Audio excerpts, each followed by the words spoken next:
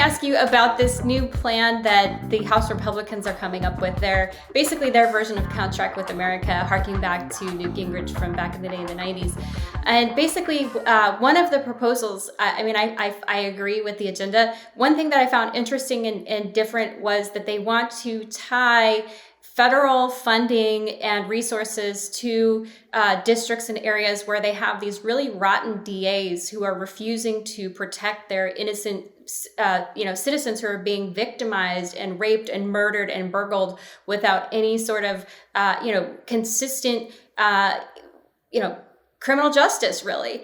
And so I think that's a good policy. What do you think about that? Well, again, I agree with you. Look, I was the first one who said, as someone who lives in San Francisco, I don't like recalls. I think recalls are designed for crimes against the state.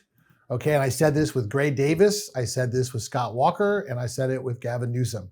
Their recalls are not designed for policy disagreements. That's why we have elections. You don't recall someone because you disagree with what they're doing.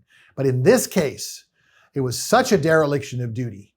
And it was so bad that I think it was justified because it was a crime against the city, literally and figuratively. So I think you're seeing, just like, the San Francisco school board, they fired 3 people on the school board because they're renaming schools after people that had nothing to do with slavery instead of getting kids back to school. And I'll tell you, one of the reasons Ron DeSantis is so popular is because he had kids back in school in August of 2020.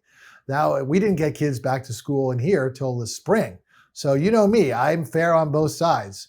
I will bid on that. But to answer your question, it's a very subjective process. I'd like to see a little more about what's going on. Though I'm happy to see Republicans in Washington come up with any policy because there's absolutely been zero policy suggestions. It's all obstruction and buying into the big lie. Well, that's not true. And I encourage people to check out the plan. What other national policies have Republicans proposed? Deregulation, tax reform, making the 2017 tax. Yeah, these are all. Which I know you don't love it, but these are all policies. And no, but they haven't come up with bills. They also want to. This is just stuff in the abstract. They haven't come up with any actual legislation, which is my point. It's like railing against spending in the abstract. Oh, you talk to people, we have to cut back on all this spending. Okay, what are you going to cut back on? Foreign aid. Oh, good. That's 0.5%. What else? I don't know. I mean, this is the same type of thing.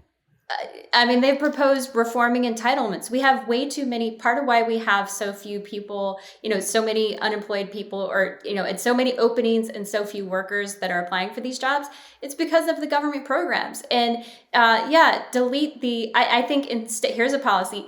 Instead of doing this ridiculous Biden student loan plan, go after the universities. They're the ones who are hiking tuition way above the rate of inflation. They're the ones who are creating bureaucracies of stacks and stacks of administrators instead of educators. So there are lots of things you can do. And, I think we're going to see a red wave. Well, I hope so. It'd be nice again. I would agree with you on that. I'd like to see that. So let's see somebody propose it. Because as I said, there's been zero legislation proposed from the GOP in Washington. They have nothing to run on except obstruction and the big lie.